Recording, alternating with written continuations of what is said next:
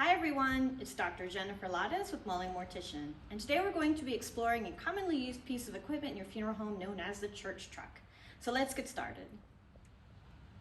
Now odds are you have more than one church truck in your funeral home. You have some that are a little more beat up than others, so it's important to make sure that if you are heading off to church for a service that you do grab the correct one, and of course make sure you have a church truck properly stored in your funeral coach.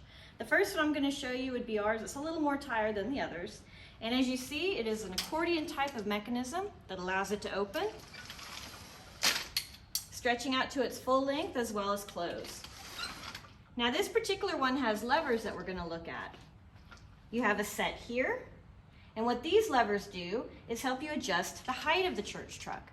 So for example, if you have a smaller container like an infant casket and you need to make it more narrow, or perhaps you're going to put like a tabletop mechanism and cover it up for display purposes, you're going to maybe lock it in right here using the levers on the sides.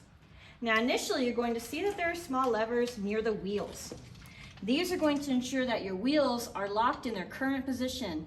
Be very mindful if you lock these wheels to unlock them when the time comes. Otherwise, you're going to attempt to leave the church or funeral home, and it's going to be you fighting the traffic of a fixed wheel. When you're storing the church trucks, you want to store them upright as shown, but be very mindful that these guys are actually a little heavy. If they are stored in such a way that is not stable or they're leaning upon each other, they can fall on you, they can cause an injury, you can pinch a finger in here as well. So you always want to actually be careful with this piece of equipment. I'm going to hop over now and show you our nicer one with slightly different lever placement. Now this is obviously our nicer of the two. You're going to notice that it's a little stiffer and moving.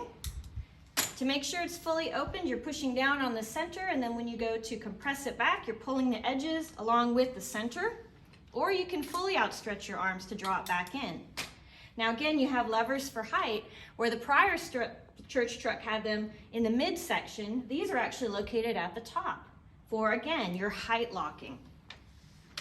And then you have the ones that are down by the wheel again to secure the wheel placement. When you are setting up in a church or location, oftentimes you want to make sure that your wheels are pointed in the same direction and that they are sideways.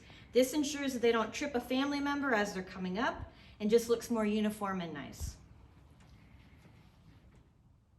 And as with any piece of equipment in the funeral home, you want to make sure you're maintaining and storing them properly. Should they get dirty or wet, you want to make sure they're cleaned and dried, and always inspect your equipment prior to putting it into actual use.